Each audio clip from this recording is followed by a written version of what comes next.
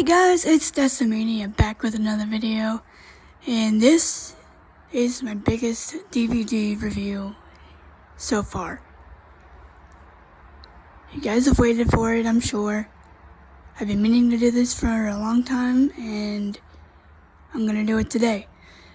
Stone Cold Steve Austin, the bottom line on the most popular superstar in WWE. This is a 4-disc set, so we're gonna freaking be here for a while.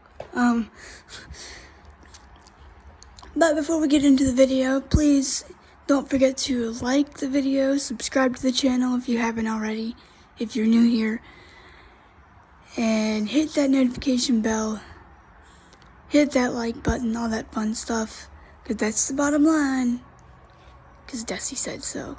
I'm kidding, but anyway, this is a very good DVD. I watched the documentary portion this morning. There's a lot to cover on this, so if I miss anything, I apologize. Let's get into this right now. I'll show you the first, there's the cover,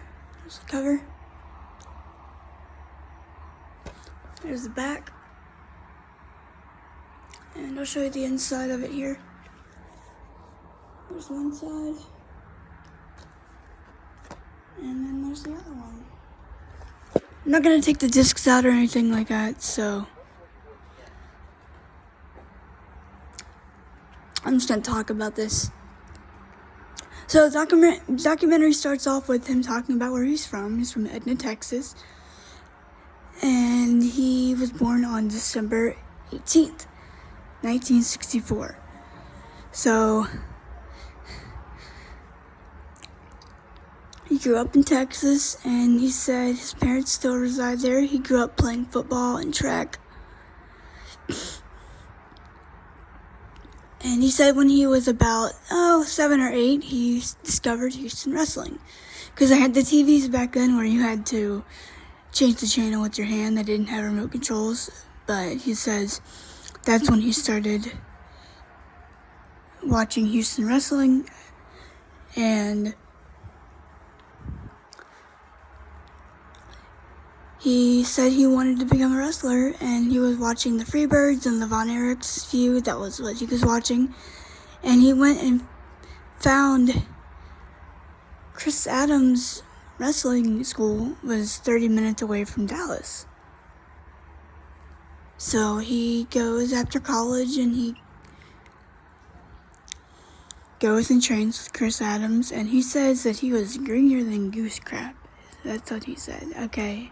It's not what he actually said, but still, I try to keep it a little family friendly on here. So,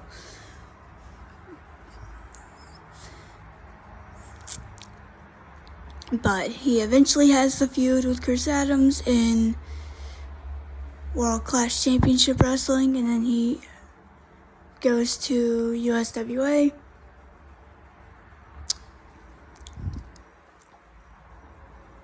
Wow. A lot to uncover here, guys. Jarrett sends him to WCW then.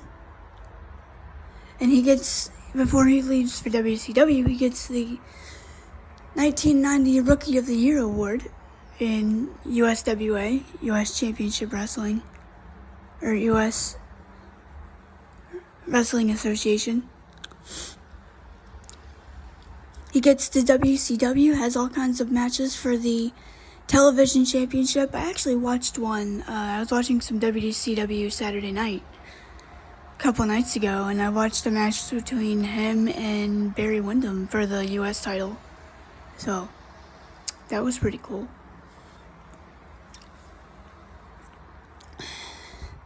Wish that match was on here, but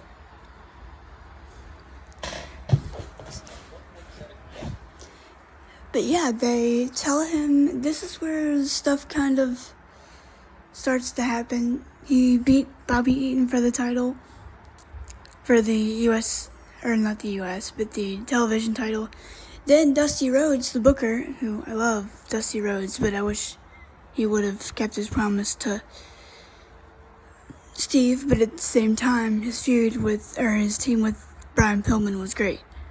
We'll get to that in a minute, but this is where he gets told by Dusty Rhodes that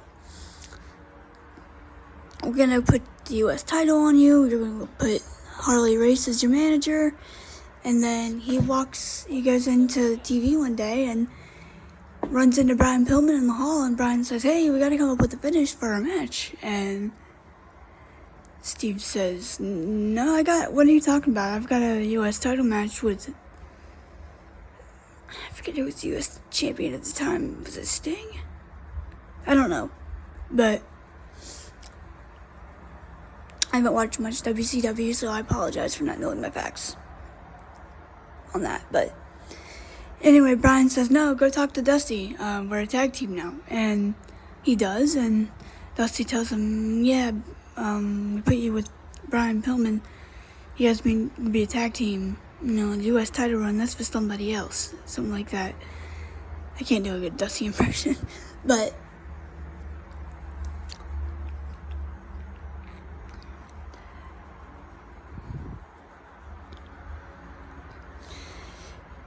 he starts teaming with Brian Pillman as the Hollywood Blondes, and they were freaking funny. There's some stuff they're talking about their run on Brian Pillman's DVD, and they were wearing the matching chains and the vests and the trunks and the, putting safety lights in their boots so they light up or something like that, and it was funny. I loved it. I need to go back and watch some more Hollywood Blondes stuff. But anyway, then once they start getting over with the fans as heels, management decides to split them up. Not Dusty Rhodes, but somebody else came in, because WCW didn't know what the frick they were doing back then. Eric Bischoff eventually got it going to where they beat WWE 83 straight weeks, but so they split up the Hollywood Blondes and put him and Brian Pillman in a feud together. Then, I forget what happens. He has a feud with Ricky Steamboat, and he gets fired by Eric Bischoff because he gets injured. His arm gets hurt, and Eric Bischoff fires him over the phone, basically. So I forgot to mention this too. He was also managed. They didn't bring this up in the documentary. I don't know why they didn't. But Paul Heyman, just out of nowhere, was like, I was friends with Steve Austin from back in the day. Why didn't they cover that? That Paul Heyman actually did manage Stone Cold Steve Austin in his career when he was part of the Dangerous Alliance with Paul Heyman, Rick Rude, JJ Dillon, or not JJ Dillon. Hold on. It's gonna take me a minute. It's Rick Rude, Steve Austin, Arn Anderson, Paul Heyman, Baby Doll, and somebody else. I don't remember who else was in that. If someone else was in that, please let me know. I guess I could go back and watch Paul's DVD. But anyway, he gets him a gig in ECW. And he's like, "No, you don't have to work or anything. You just come up and talk. You come up and vent your frustration. We'll let you cut promos." And I credit Paul Heyman. Say what you want about Paul Heyman, because I know some people don't like him for what he did to a lot of ECW guys. Believe me, I'm still mad about what he did to Dreamer. But Paul Heyman was a very good promoter. He was. That's what I loved about ECW. He let you be you. And he let Stone Cold just vent his frustration. And they have a couple of these promos on the other discs, but he basically mocks Eric Bischoff and Monday Nitro and calls it Monday Night Quill and stuff, and that's funny. He has a couple matches with, I think, the Sandman and maybe Mikey Whipwreck. And then he goes to WWE, and they put him with Ted DiBiase, the $1 Million Man. And Joey Styles says this, and I was saying this about AJ when he came to WWE. Not necessarily about AJ, but other people, like, oh crap, I can't remember who I said that about. I've said that about people, but where they'll come into a company and they won't know what to do with them when you know that they're good. That's what Joey Styles said about Stone Cold. He said basically that, this guy can talk, this guy can, cut promos and stuff, but, you gotta put him with someone that's a manager. He don't need a manager. And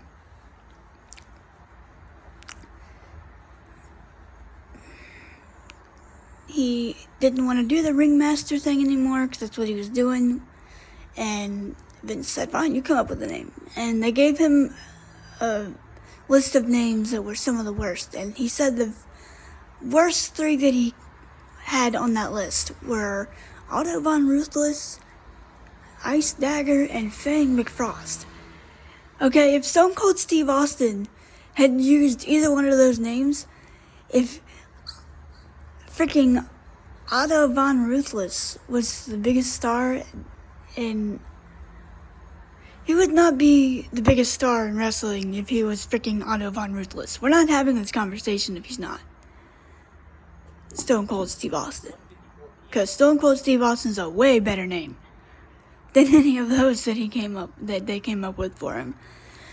He credits his wife with giving him that, or his ex-wife, Jeannie, for giving him that.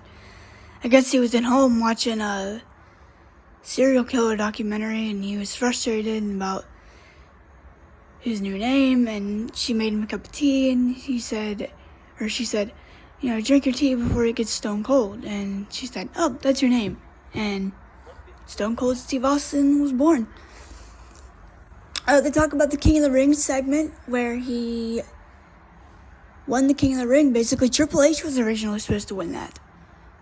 And the curtain call happened where Shawn Michaels, Triple H, Kevin Nash, and Scott Hall went out and gave a group hug after the show went off the air. And back then, it was kind of still kayfabe. It wasn't really...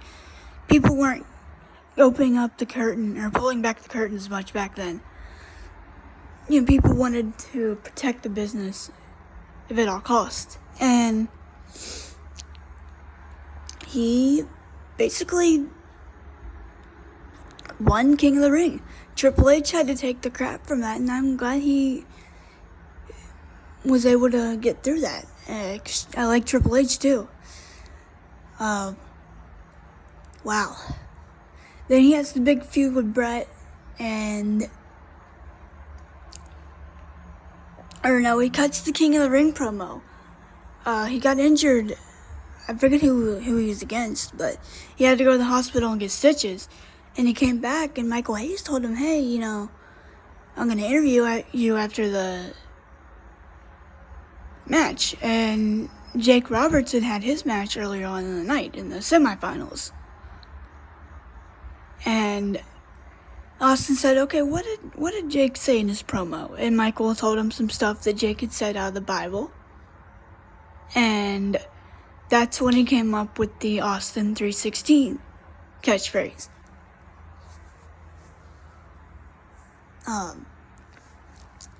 It wasn't one of those catchphrases that was hammered down our throats either, like some of these stupid ones now. Freaking... It was good. Back then, catchphrases were good, Austin had good ones, Rock had good ones, Jericho had good ones, Mick Foley had good ones, Triple H, even, but back then, I feel like people just had more personality. I wasn't alive during this time, but, I enjoy going back and watching that. It's history. I'm actually watching Raw from 1997 right now. Well, not during this, but, at the current time in my life. Then they get into his feud with Brett, and Brett was coming back, and he didn't want to work with Shawn. They had that match at Survivor Series, and then later he didn't want to work with Shawn, Brett didn't, and he wanted to work with Steve. And they did the whole double turn at WrestleMania 13, which that show sucked. I watched WrestleMania 13, and the only match I enjoyed on that show, besides maybe Sid and Undertaker, was Steve Austin and Bret Hart. They did the double turn where Bret turned heel and Austin turned face. You know, people were cheering Austin. People were kind of not really sick of Bret, but like, you know, they were kind of like, look, this is who we want to cheer for now. You know, I think they respected Bret, but I think they wanted to cheer for someone new. It was almost like, trying to think of a good example. If I think of one, I'll give it. But, you know, they did a double turn doing Bret and Austin. Austin's got freaking blood pouring out of his head from the sharpshooter where Bret ran him into the turnbuckle, or he bladed or whatever. And blood is just pouring down his face. You know, into his eyes, through his teeth, onto his shirt, and freaking Austin turned face, and he got up and walked out of the building on his own. Didn't want to get stretchered out, and I think the announcers on commentary gained respect for Austin that night too. Then they get into his SummerSlam match with Owen Hart, which really, that match, it was a good match up until the point where Owen hit the pile driver. And I'm not blaming Owen for, you know, deliberately hurting Steve. I don't think he meant to do that, but it just happened where Owen hit him with a pile driver. He hit it a different way than Austin was used to, and Austin's head hit the mat. And Austin was temporarily paralyzed. He won the belt. He did a fluky roll-up victory for the win. And Austin even said, that looked like crap. And he went back and watched it, and he said, the lights are on, but nobody's home. Like, he's holding up the belt and everything. He's aware of what's going on.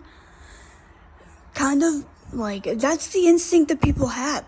People, this is, and I'm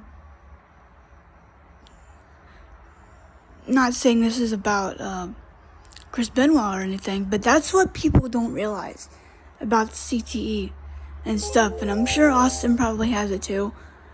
But a lot of these things that happen, even if you have a concussion in wrestling and stuff, there's an instinct there that you know what to do automatically, even if you're not like all the way there, you're not all the way conscious. I think that's what happened with Stone Cold. And I think that's what happened a lot with Benoit in his matches before he died. But, you know, just concussions are scary. They're scary. But this wasn't a concussion, it was a neck.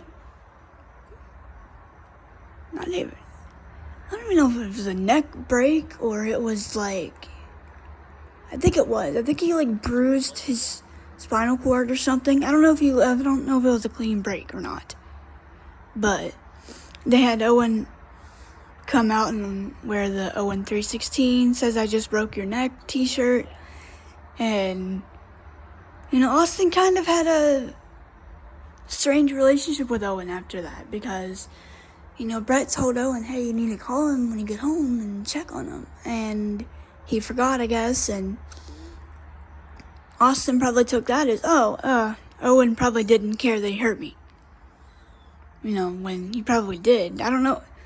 Did Owen ever apologize to him? Or I don't know.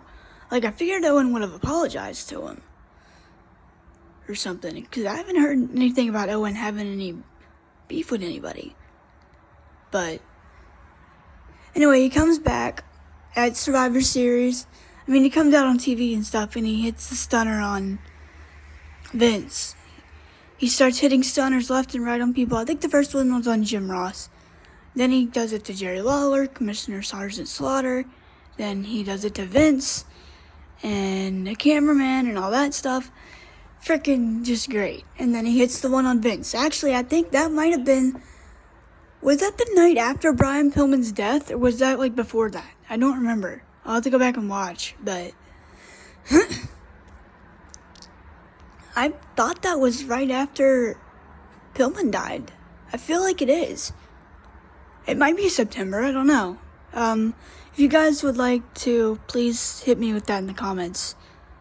I mean, I guess I can go back and watch it myself, but anyway, he comes back in Survivor Series, beats Owen for the belt again, and then has a mini feud with The Rock. This was kind of the precursor to what would come later in both of their careers.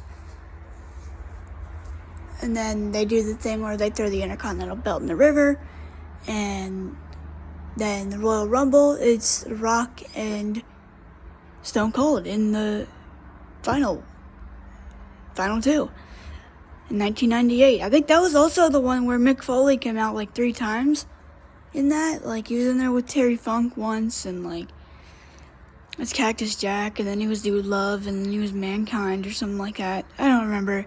But then they show Mike Tyson sitting in the crowd that night. And Vince invites him to Raw, and Stone Cold says, "You get out of my building," and like, tells one of my favorite Stone Cold lines, and I'm not trying to insult anybody with this. It was where Stone Cold was talking to Mike Tyson, and he goes, "You know, if your hearing isn't that good, I've always got a little bit of sign language, so here's to you," and like flips him the bird and stuns him. That was freaking funny, and I don't mean offense to anybody that has issues. That was just a really freaking funny line that he did. But then Mike Tyson and Austin, they start fighting. Shawn Michaels was almost the third person in this, and that's basically what they said in the documentary. I almost think of this as, the feud with John Cena and The Rock in 2011 and 2012. That was almost like what this was. Like, The Rock, Cena, and Miz, that was almost like the modern day version of this, where Miz was kind of the Shawn Michaels in this situation. Even though Austin and Tyson never had a match, it felt like Shawn was the third person. They were acting as if the main event was with Tyson and Austin, rather than Shawn and Austin. But Austin won the belt, and Shawn was going in for surgery because he had to drop the belt. I really wish he would have done Michaels and Owen. I think he had the not that Undertaker meant to do anything. I don't even think it was Undertaker. I think he just miscued it and like landed on the casket because they had a casket match. But I wish they would have done him and Owen. And then you could have done Austin and Michaels or Austin and Owen, maybe. But then they get into his feud with McMahon, which is my favorite freaking feud of all time. I'm sorry, but that is freaking great. I freaking love watching that stuff. I can go back and freaking watch that all day. If they had like a DVD just dedicated to stuff with McMahon and Austin, I would freaking buy it. I'm serious. Oh my gosh. I mean, you get a lot of that on this DVD and on Vince's DVD, but I'm talking about a full-blown rivalry set, McMahon and Austin. Not even their matches, just put freaking segments and crap on there. Freaking do it. Come on, Triple H. But they talk about everything. They talk about the beer truck, the cement truck, the Zamboni, the hitting Vince in the head with the bedpan at the hospital,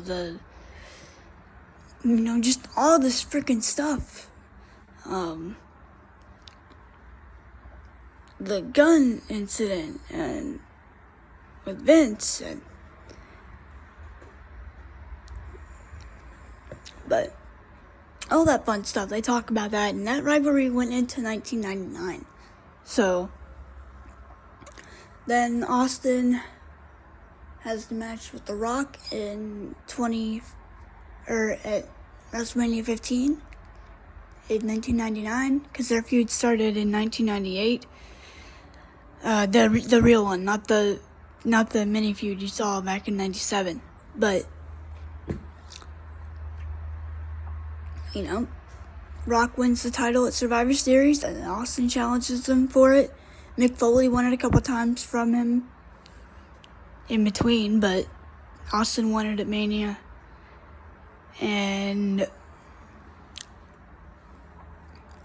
he said his head wasn't in the right place at that time because he was going through a divorce.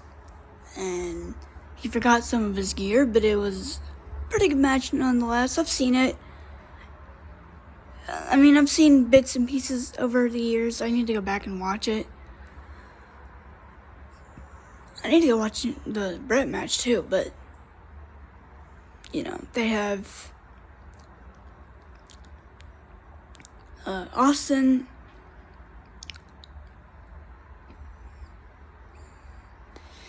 needed to get neck surgery not even neck surgery, but spinal surgery in 1999, so they do this angle at Survivor Series, and I'm going to talk about this in a second, because I have a problem with how they did this. They do an angle, because they don't know when Steve's going to be back from his surgery, where he gets hit by a car in the back at Survivor Series. My problem with this feud this angle, is that not even the way that they did it on camera, but I'm talking about from a business standpoint. They advertised Stone Cold for that show, knowing that he was not going to compete on it. They couldn't have done this angle like 6 days before, or they couldn't have done it on SmackDown, or Raw or whatever. The week before Survivor Series on the Go Home episodes, they couldn't have done something and then explained it that way. Then you could have done a situation where Big Show won the title from Rock, or maybe even, I don't know, freaking Mick Foley. I don't know. Or not The Rock, freaking, who was the champion at the time? Triple H, I think. Am I right about that? Was it Triple H still the champion back then? I don't know. But he has a surgery, and he says that the first person that was there with him was Jim Ross. Which, that's freaking cool. I love that they're still friends. I love that Steve had somebody. I wish Punk had this in WWE, where he'd had somebody to talk to that he respected and that could talk him out of doing irrational stuff or saying irrational stuff. I wish Punk would have had something like that, like Steve did with Jim Ross. But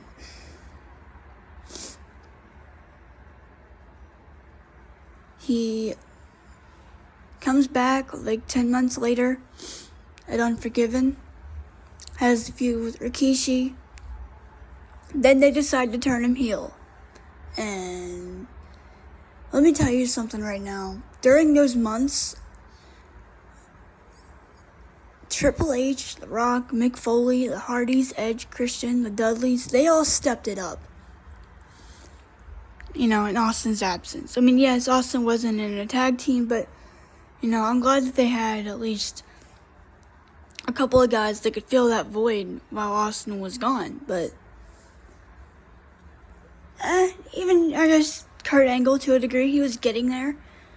And not to mention, they also got Jericho and Benoit and Angle, or not Angle, but Eddie and Malenko, Perry Saturn. Not him so much, I guess, but he was good.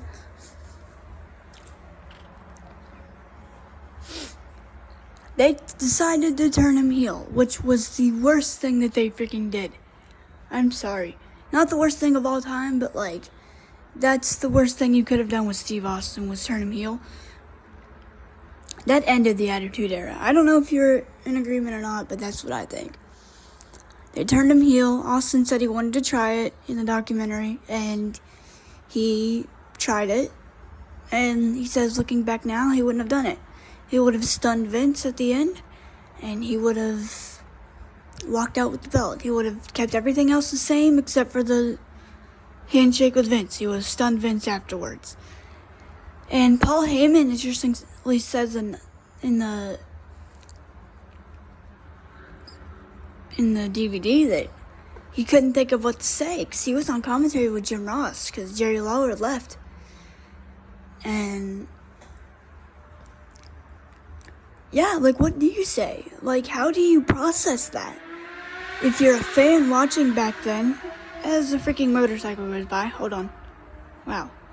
Okay, that was loud. Sorry if that picks that up. But, you know?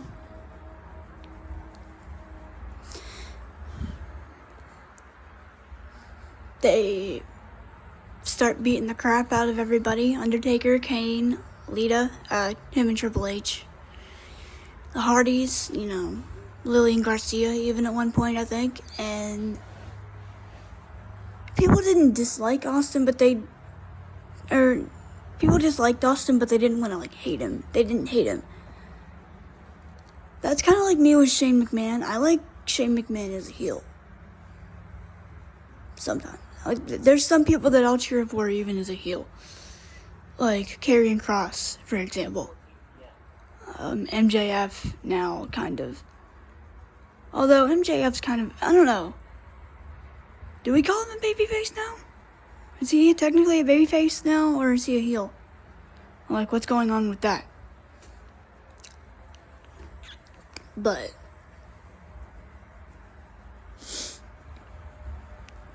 you know, then he finally turns back babyface during the whole alliance thing.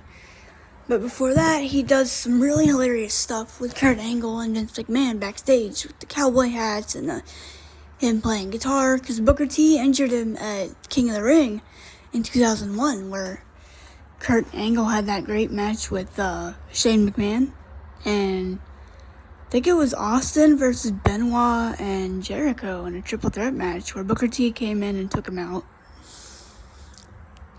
and, like, broke his back on the table, and Steve was out with an injury again. He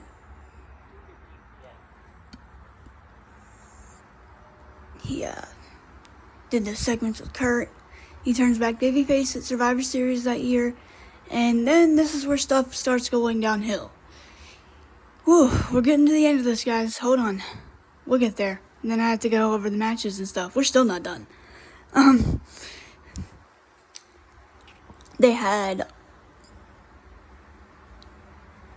brought in the NWO, and I'm gonna go on a rant in a second about this. I'm sorry, but they brought back the NWO. And Austin felt like he was kind of slipping down the card. And, you know, any other person would look at that as, oh, you're being selfish, or you're being, you know, ungrateful. Look, Austin was the biggest star that they had, and I don't think he was being arrogant. I think he was really feeling like, hey, and this is what I'm going to talk about in a second, because I agree with this. You know, Austin was like, hey, look, I've been here for you. I've been here working for you. You know, I worked through injuries for 2 years to make it to the top and get us out of the losing end of the Monday Night Wars with WCW. I've been here with, you know, Triple H and Undertaker and all these guys. And you bring back Hall, Nash, and Hogan? Like, what the frick? Kevin Nash, Hulk Hogan, and Scott Hall, the NWO, were former WCW guys. Yes, they all worked for WWE at one point.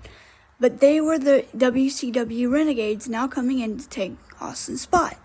Yeah, I get it. Stone Cold's a WCW guy too. Well, yeah, but did he do what Scott Hall, Kevin Nash, and Hulk Hogan did in WCW? No. He did that in WWE. And he wanted to work with Hogan at WrestleMania 18, and he said no disrespect to Scott Hall, but that's who I wanted to work with, was Hulk Hogan. And I agree, he should have worked with Hogan, because that was the biggest match you could have done. No disrespect to The Rock or anything. I've watched that match, and it's really good. I didn't like it at first, but then I watched it back a couple times and liked it. But no disrespect to The Rock, but Hogan needed to work with Austin that year. And then he walks out for a month or two, and he comes back, and then they tell him, oh, we're going to put you in a qualifying match for the King of the Ring with Brock Lesnar, and you're going to lose. And this is where I also agree with them. I agree with Jericho on this too, and I also kind of see where Triple H is coming from too. It's his opinion, but more so Jericho.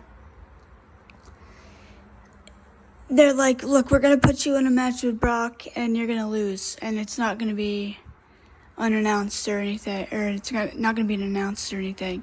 And Austin's like, what? You're going to put me in a match with Brock, unannounced, no build, no, hype, no anticipation, like you're going to just have me lose like that? And he wasn't knocking on Brock or anything. Brock made it without Austin, but I think he would have been bigger than he was at that time. I think that would have been a good thing to add to his rookie year, beating Stone Cold. I think that would have been good for him. But, Austin's problem wasn't Brock. It was the way that they handled it, and I agree. Yes, he probably shouldn't have walked out. Maybe he should have said, to Vince. I'm sure he probably did, but I don't know. Maybe he was just frustrated at the time. He didn't think of it, but probably should have said to Vince, hey, look, let's build this. Let's build me and Brock. Have Brock attack me or something like that, and we'll build from there. I would have seen Austin versus Lesnar. That could still happen. People have been wanting Stone Cold back in the ring again for another WrestleMania since he came back last year. I'd like to see Brock and Austin do a double retirement match. Or maybe save that for Gunther. I don't know. But anyway, I agree with Jericho that, he would have put over his mom if he had to do it. Steve always does business, but he didn't want to lose to Brock like that.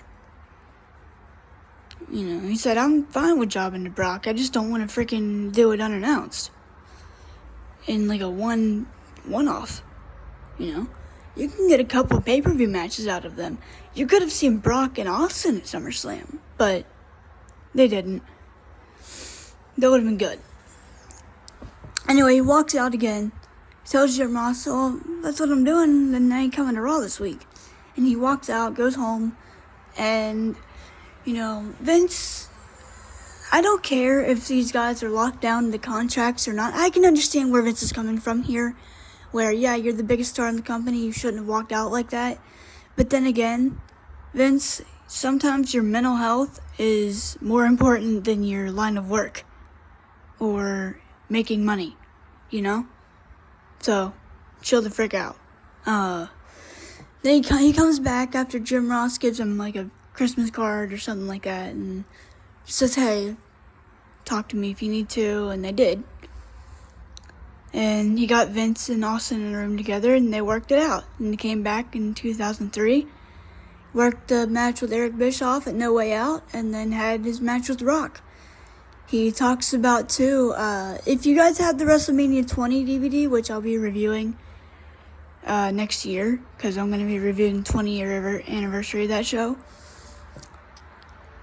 I might just review the pay-per-view by itself and then do just the documentary, because it's on a disc in that DVD set. You guys know the one I'm talking about, the 3-disc set with WrestleMania 20 on 2 discs, and the third one's the WrestleMania 19 documentary? That one. If you don't have it, try to find it. It's very good. But he talks about on this documentary where he starts having a panic attack the night before WrestleMania. I guess he was drinking too much energy drinks or alcohol or both or whatever. I think it was coffee. It was coffee. And he gives himself a panic attack, and he doesn't remember checking himself out of the hospital or anything. He just goes to the show, and because they kept him overnight. He was still at the hospital when WrestleMania was, the day of WrestleMania.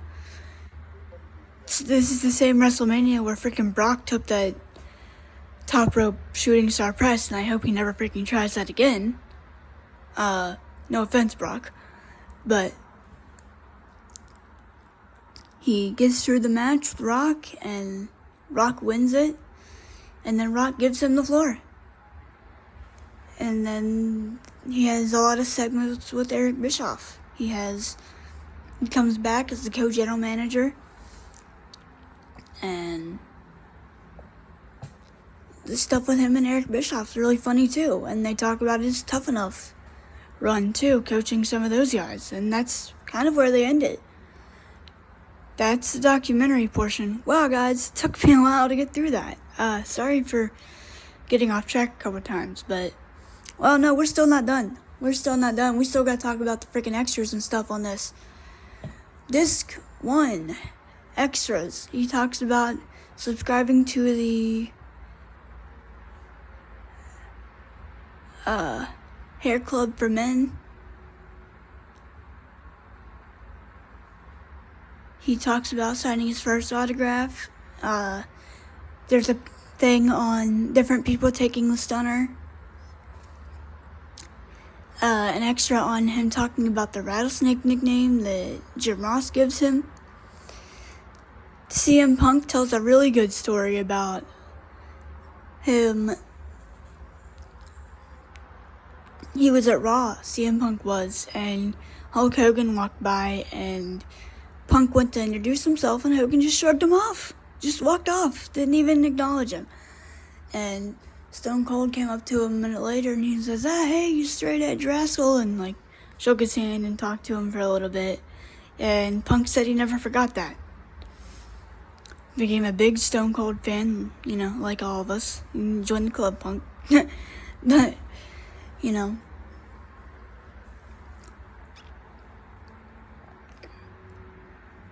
and then they talk about a SummerSlam 1999 spot where he gets tangled up in the ropes in the main event with Triple H and Mankind or Mick Foley.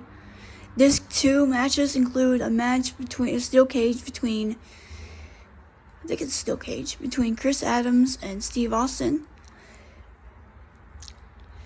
Stone Cold and Ric Flair versus Ricky Steamboat and Sting.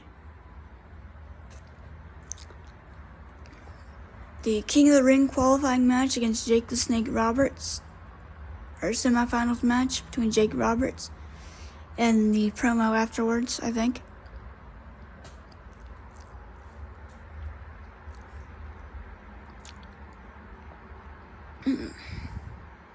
The match was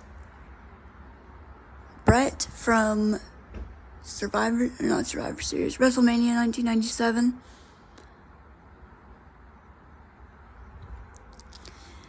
An Intercontinental title match between him and The Rock. WrestleMania 14. I'm just gonna run down all the matches. All the matches are on discs 1, 2, and 3. There's his match with Michaels. There's his match with Dude Love from Over the Edge in 1998.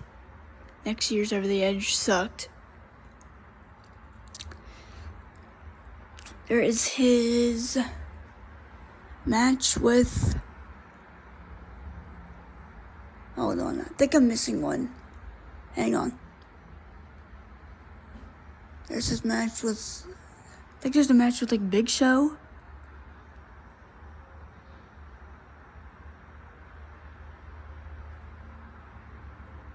Or, no, not Big Show, sorry.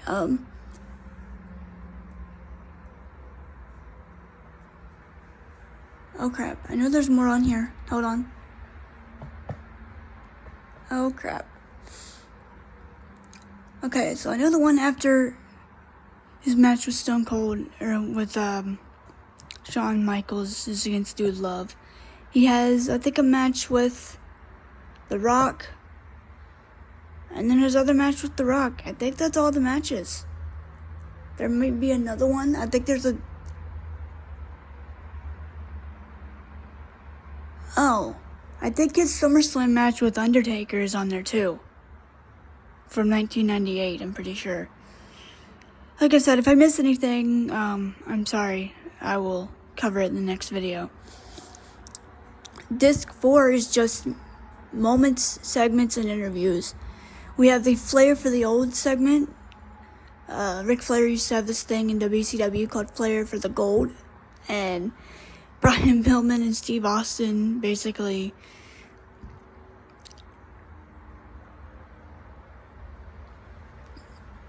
broke into, or they made fun of Ric Flair. There's the Pillman's Got a Gun segment from November 4th, 1997. I think the King of the Ring promo might be on this one too. I don't know. I'll name most of them, but there's the 1996 Sensation Award, New Sensation Award, with The Rock and Stone Cold Steve Austin. There's the ambulance attack on Bret Hart. The Intercontinental... Did they do the thing with the Intercontinental title? Did they do the thing with them throwing it in the river or fighting on the bridge? I don't think they did. They might have. Sorry. Wow, there's a lot to cover here, guys.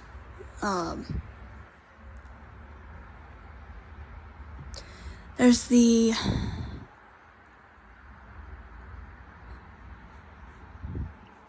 Oh, there's the brawl with Mike Tyson and Stone Cold.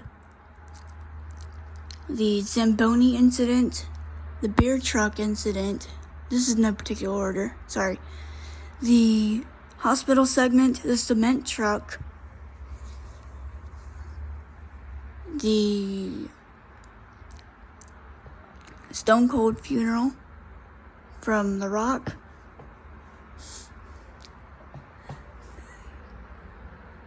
The backstage sit-down interview with Stone Cold and The Rock. The Vince McMahon gun segment. They should have put him stunning all the McMahon family on there, but they didn't. I don't know why they didn't.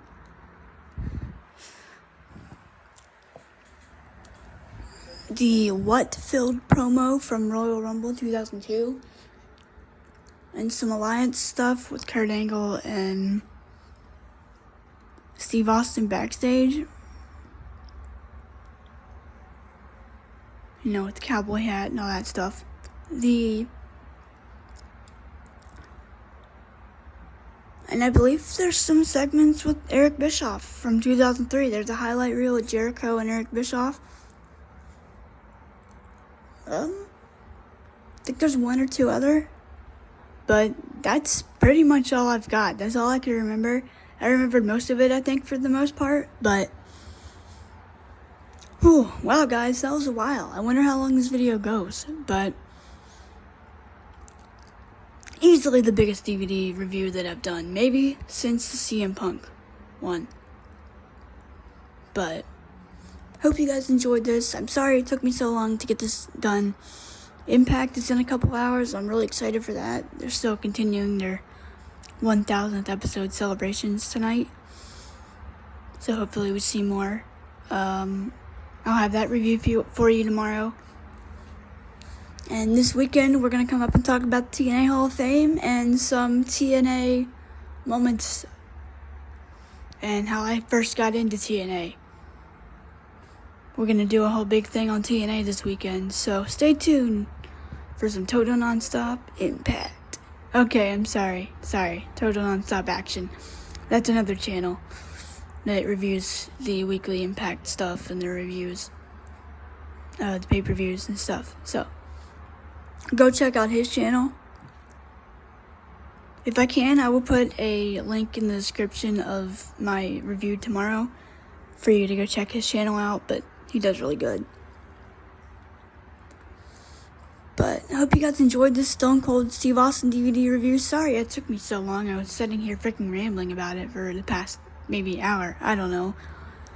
I don't even know when I started this. But I'll see you guys later. And hope you guys have a good rest of your day. Please comment on this DVD. What are your favorite Stone Cold moments? Do you have this DVD? If so,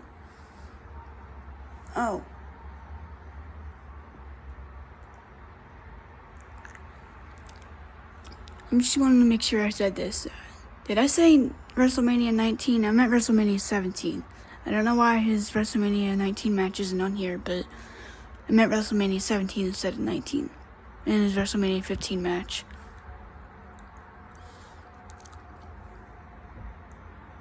I also had that sit-down interview with The Rock and Stone Cold from backstage. Oh, there's this segment where Vince gets stunned too by Stone Cold. So, but let me know what you guys thought of this DVD. Do you have it? If not, try to go find it. It's a good watch. It took me a while to find it in good condition, but I found it. It's right here. I might go back and watch some of these matches later, but other than that, I will see you guys later. I'll see you guys tomorrow. Have a good day. Peace. Don't forget to like and subscribe to the channel also.